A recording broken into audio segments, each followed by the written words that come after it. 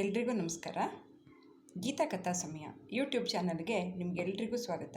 ನಾನು DN ಗೀತಾ, ಕವಯಿತ್ರಿ, ಕಥೆಗಾರ್ತಿ, ಕಾದಂಬರಿಗಾರ್ತಿ ಹಾಗೂ ಪ್ರಕಾಶಕಿ. ಇವತ್ತು ನಾನು ಒಂದು ಹೊಸ ಕಥೆಯೊಂದಿಗೆ ಬಂದಿದ್ದೇನೆ. ಕಥೆಯ ಶೀರ್ಷಿಕೆ ಭೂತ. ಇದು ಸುಲಗ್ನ ಸಾವಧಾನ ಕಥಾ ಸಂಕಲನದಿಂದ ನಾನು ಆಯ್ದುಕೊಂಡಿದ್ದೀನಿ. ಇದು 2011ರಲ್ಲಿ ಪ್ರಕಟವಾಗಿರುವಂತಹ ಕಥಾ ಸಂಕಲನ ಆಗಿದೆ. ಈಗ ನಿಮ್ಮ ಮುಂದೆ ಕತೆ ಭೂತ.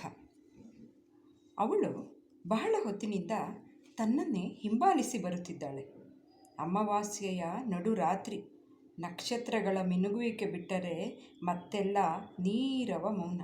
ತಾನು ನಡೆಯುತ್ತಿರುವುದು ದಟ್ಟವಾದ ಅರಣ್ಯದಲ್ಲಿ ಎಂಬ ಅನುಭವ ಮಾತ್ರ ಆಗುತ್ತಿದೆ.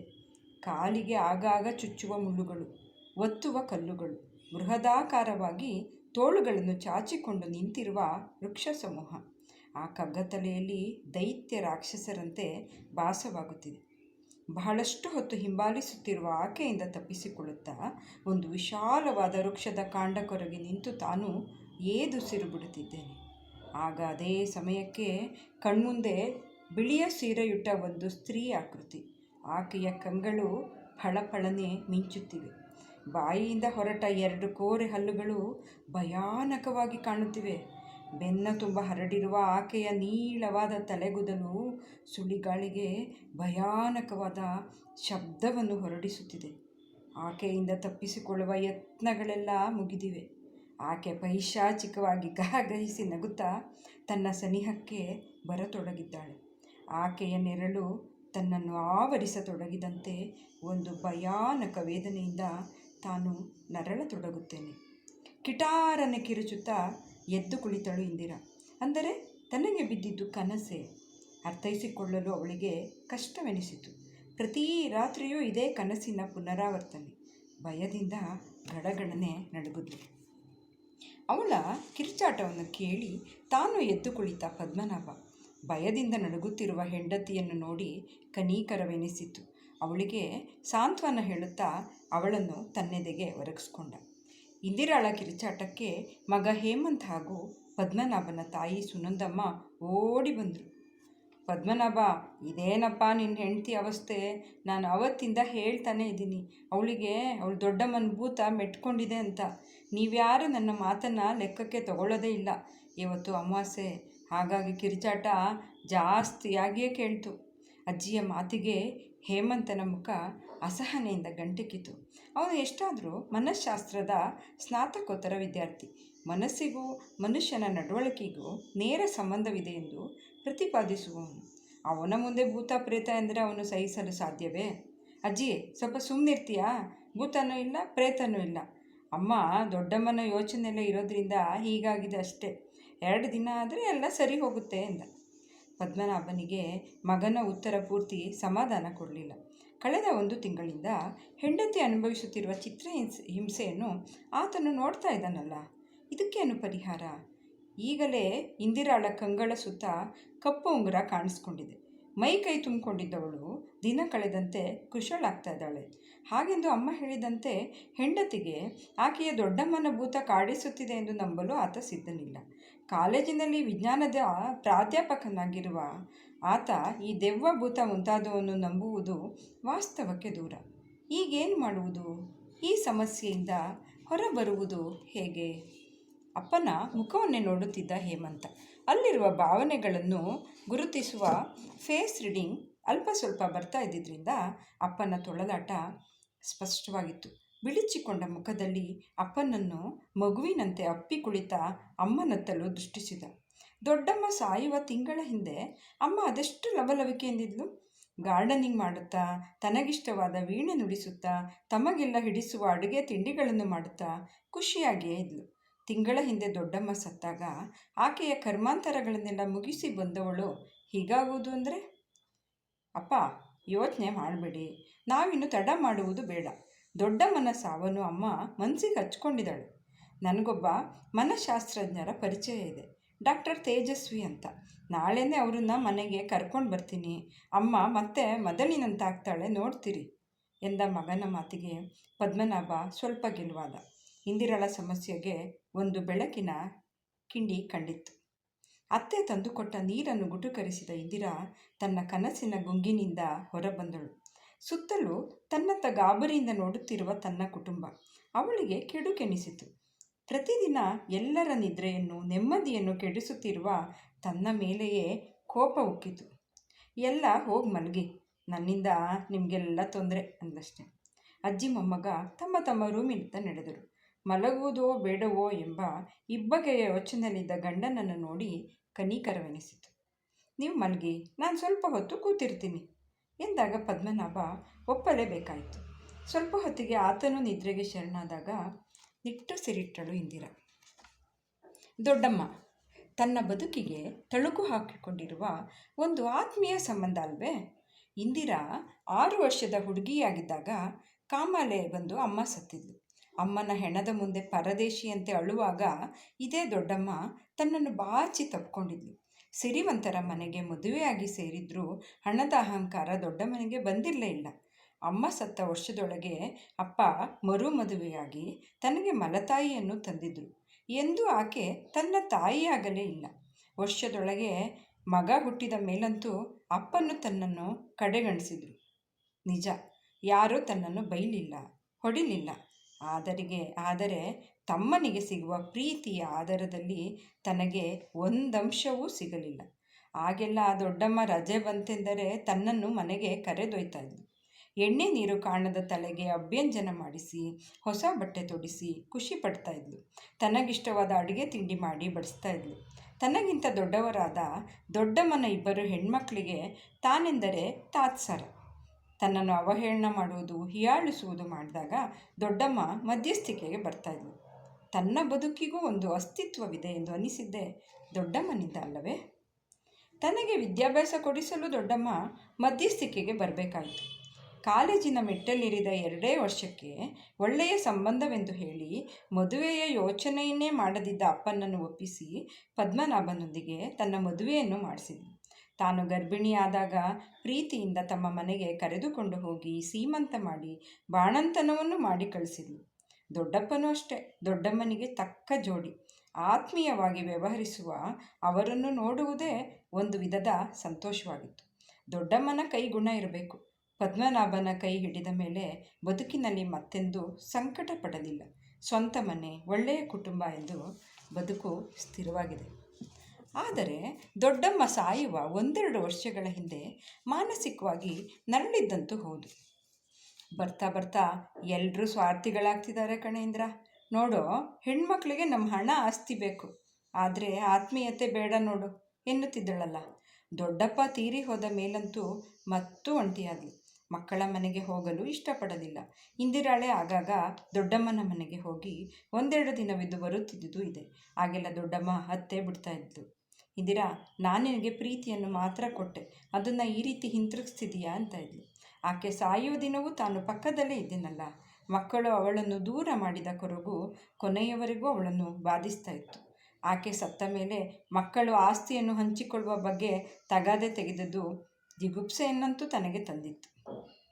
ಇಂತಹ ದೊಡ್ಡಮ್ಮ ತನಗೆ ಕನಸಿನಲ್ಲಿಯೂ ಕೇಡು ಎಣಿಸಿದವಳಲ್ಲ. ಅಂಥದ್ರಲ್ಲಿ ಭೂತವಾಗಿ ಕಾಡ್ತಾಳೆಯೇ? ಇದನ್ನು ನಂಬಲು ಅವಳು ಸಿದ್ಧಳಿರಲಿಲ್ಲ. ದೊಡ್ಡಮ್ಮನ ಬಗ್ಗೆಯೇ ಯೋಚಿಸುತ್ತಾ ಯಾವಾಗಲೂ ನಿದ್ರಿಸಿದ್ಲು. ಮತ್ತೆ ಆ ರಾತ್ರಿ ಯಾವುದೇ ಕನಸು ಬೀಳಲಿಲ್ಲ. ಮರುದಿನ ಎಂದಿನಂತೆ ಎದ್ದರೂ ಮೈಯಲ್ಲಿ ಎಂಥದೋ ಜಡತ್ವ. ಯಾಂತ್ರಿಕವಾಗಿ ಮನೆ ಕೆಲಸಗಳನ್ನು ಮಾಡಿ ಮುಗಿಸಿದ್ಲು.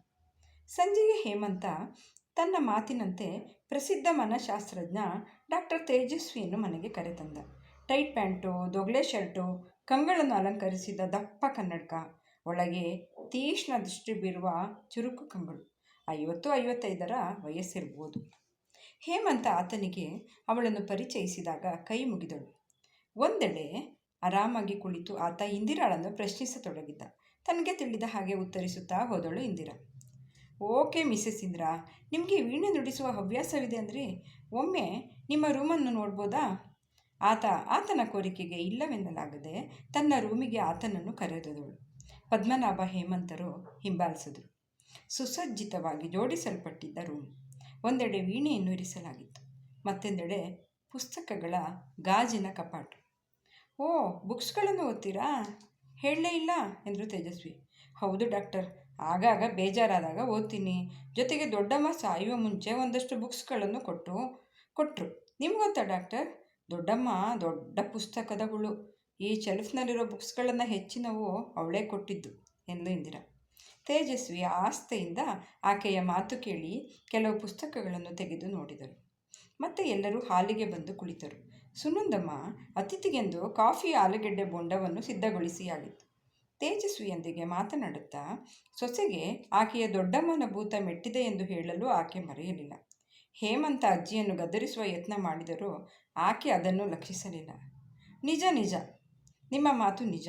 ನಿಮ್ಮ ಸೊಸೆಗೆ ಆಕೆಯ ದೊಡ್ಡಮ್ಮನ ಭೂತ ಮೆಟ್ಟಿರೋದು ನಿಜ.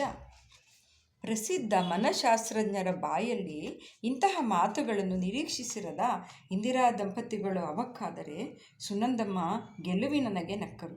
ಹೇಮಂತ ನಿರ್ಲಿಪ್ತವಾಗಿ ಕುಳಿತಿದ್ದ. ಆಶ್ಚರ್ಯಪಡಬೇಡಿ, ನನ್ನ ಮಾತು ವಿಚಿತ್ರ ಎನಿಸಿದರೂ ಸತ್ಯ. ನೋಡಿ ಮಿಸ್ಸೆಸ್ ಇಂದಿರಾ, ನಿಮ್ಮ ದೊಡ್ಡಮ್ಮನಿಗೆ ಸಂಬಂಧಿಸಿದ ವಸ್ತುಗಳು ಯಾವುದಿದ್ರೂ, ಸೀರೆ, ಪುಸ್ತಕ ಯಾರಿಗಾದರೂ ಹೊರಗಿನವರಿಗೆ ದಾನ ಕೊಟ್ಬಿಡಿ. ಮತ್ತೆ ನೋಡಿ ನಿಮ್ಮ ದೊಡ್ಡಮ್ಮನ ಭೂತ ಮಾಯವಾಗಿರುತ್ತೆ. ಮುಂದಿನ ದೀಪಾವಳಿ ಅಮಾವಾಸ್ಯೆ ಕಳೆದ ಮೇಲೆ ನನ್ನನ್ನು ಬಂದು ಭೇಟಿಯಾಗಿ ಎಂದ ತೇಜಸ್ವಿಯ ಮಾತುಗಳು ಅಚ್ಚರಿ ಮೂಡಿಸಿದ್ವು. ನಾನು ಹೇಳಲಿಲ್ವಾ ಭೂತ ಪ್ರೇತ ಅಂತ? ನಮ್ಮ ಹಿಂದಿನವರು ಸುಮ್ಮನೆ ಹೇಳಲಿಲ್ಲ. ಈಗ ನೋಡಿ ಡಾಕ್ಟ್ರು ಒಪ್ಕೊಂಡ್ರು. ಸುನಂದಮ್ಮ ಗೆಲುವಿನ ಧ್ವನಿಯಲ್ಲಿ ನುಡಿದರೆ ಉಳಿದವರು ಯೋಚನೆಯಲ್ಲಿ ಮುಳುಗಿದರು. ತೇಜಸ್ವಿಯವರು ಹೇಳಿದ ಹಾಗೆ ಮಾಡೋಣಪ್ಪ, ಮತ್ತೇನಾಗುತ್ತೋ ನೋಡೋಣ. ಹೇಮಂತ ಮಾತಿಗೆ ಮುಕ್ತಾಯ ಹಾಕಿದ್ರು.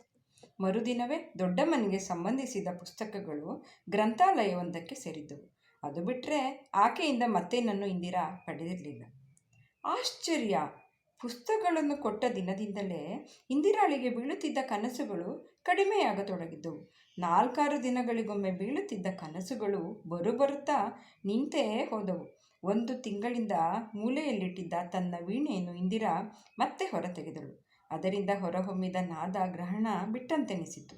ಎಲ್ಲರೂ ಇಂದಿರಾಳಲ್ಲಾದ ಬದಲಾವಣೆಯಿಂದ ಹರ್ಷಿತರಾದರು.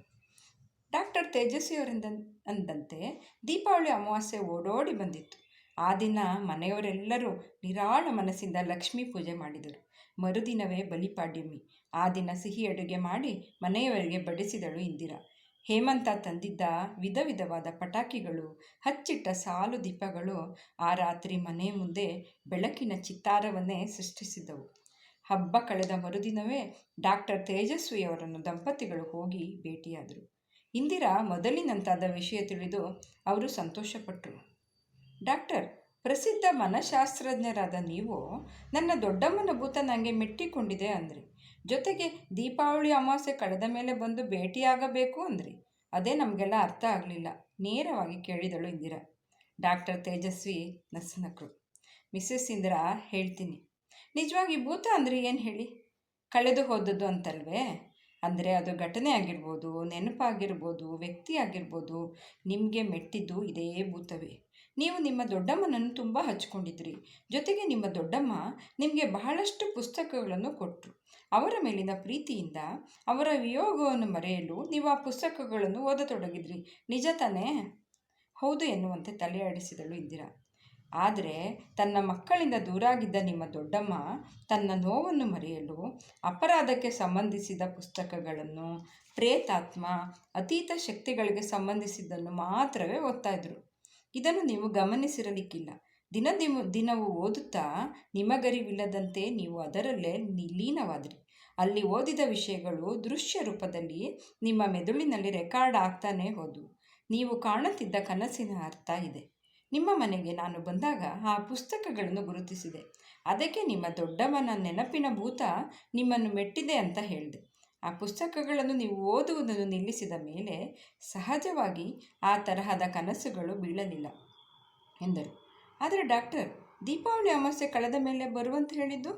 ಪದ್ಮನಾಭ ಗೊಂದಲದ ಪ್ರಶ್ನೆಗೆ ಮತ್ತೆ ತೇಜಸ್ವಿಯವರು ನಸುನಕ್ಕರು. ಮಿಸ್ಟರ್ ಪದ್ಮನಾಭ, ಈ ಅಮಾವಾಸ್ಯೆ ಹುಣ್ಣಿಮೆಗಳಲ್ಲಿ ಹೇಗೆ ಅಪಘಾತಗಳು ಜಾಸ್ತಿ ಆಗುತ್ತವೋ ಹಾಗೆ ನಮ್ಮ ಮನಸ್ಸಿನ ಆಲೋಚನೆಗಳ ತೀವ್ರತೆಯು ಗರಿಷ್ಠ ಮಟ್ಟದಲ್ಲಿ ಇರುತ್ತೆ ಅಂತ ಸಾಬೀತಾಗಿದೆ. ಅದಕ್ಕೆ ದೀಪಾವಳಿ ಅಮಾವಾಸ್ಯೆವರೆಗೂ ಕಾದು ನೋಡೋಣ ಅಂತ ಅಂದೆ ಅಷ್ಟೆ. ಡಾಕ್ಟರ್ ತೇಜಸ್ವಿಯವರ ಮಾತುಗಳನ್ನು ವಿಸ್ಮಿತರಾಗಿ ಕೇಳುತ್ತಲೇ ಕುಳಿತಿದ್ದರು ಇಂದಿರಾ ದಂಪತಿಗಳು. ಅವರು ಕಂಡು ಕೇಳರಿಯದ ಮನಸ್ಸಿನ ಅದ್ಭುತ ಲೋಕ ಅವರ ಮುಂದೆ ಅನಾವರಣಗೊಂಡಿತ್ತು. ಅಲ್ಲಿ ಇಂದಿರಾಳ ದೊಡ್ಡಮ್ಮನ ಭೂತದ ಹನಿ ಬಂದು ಆವಿಯಾಗಿ ಹೋಗ್ತಾಯಿತ್ತು. ಸ್ನೇಹಿತರೆ, ಇಲ್ಲಿಗೆ ಭೂತ ಕತೆ ಮುಕ್ತಾಯವಾಗಿದೆ. ಈ ಕತೆ ಕೇಳಿ ನಿಮ್ಗೇನು ಅನ್ನಿಸ್ತು? ನಮ್ಮ ಮನಸ್ಸಿನ ಒಂದು ಭಯನೇ ಭೂತ ಆಗಿ ಕಾಡುತ್ತೆ ಅಂತ ನಮ್ಮ ಮನಃಶಾಸ್ತ್ರ ಹೇಳುತ್ತೆ. ಇದ್ರ ಬಗ್ಗೆ ನಿಮ್ಗೇನು ಅನಿಸುತ್ತೆ ಅಂತ ಹೇಳಿ. ನಾನು ಈ ಸುಲಗ್ನ ಸಾವಧಾನದಲ್ಲಿ 20 ಕತೆಗಳನ್ನು ಓದಿದೆ. ಆಮೇಲೆ ನನ್ನ ಇದು 2011ರಲ್ಲಿ ಪ್ರಕಟವಾಗಿರುವಂಥ ಕಥಾ ಸಂಕಲನ. ಇದರಲ್ಲಿ ಬಂದಿರೋ ಕತೆಗಳೆಲ್ಲ ಪ್ರಸಿದ್ಧವಾದ ಜನಪ್ರಿಯ ಪತ್ರಿಕೆಗಳ ಪ್ರಕಟವಾಗಿರುವಂಥದ್ದು. ಆಮೇಲೆ ನಾನು ಅಮೃತಗಳಿಗೆ ಫಸ್ಟು 2019ರಲ್ಲಿ ಪ್ರಕಟ ಆಗಿದ್ದು, ಇದು ಮೊದಲು ಓದಿದೆ. ಇದರಲ್ಲಿ 16 ಕತೆಗಳು ಓದಿದೆ. ಅಲ್ಲಿಗೆ 36 ಕತೆಗಳನ್ನು ನಿಮ್ಮ ಮುಂದೆ ನಾನು ವಾಚನ ಮಾಡಿದ್ದೀನಿ. ಇದನ್ನೆಲ್ಲ ಕೇಳಿ ನಿಮ್ಮ ಅನಿಸಿಕೆ ಹೇಳಿ, ನನ್ನ ಫಾಲೋ ಮಾಡಿ, ಸಬ್ಸ್ಕ್ರೈಬ್ ಆಗೋಕ್ಕೆ ನಿಮ್ಮ ಫ್ರೆಂಡ್ಸಿಗೆಲ್ಲ ಹೇಳಿ, ದಯವಿಟ್ಟು ಪ್ರೋತ್ಸಾಹಿಸಿ. ಇನ್ನೊಂದು ಹೊಸ ಕಥಾ ಸಂಕಲನದೊಂದಿಗೆ, ಹೊಸ ಕಥೆಯೊಂದಿಗೆ ನಿಮ್ಮ ಮುಂದೆ ಮತ್ತೆ ಬರ್ತೀನಿ. ನಮಸ್ಕಾರ ಎಲ್ರಿಗೂ.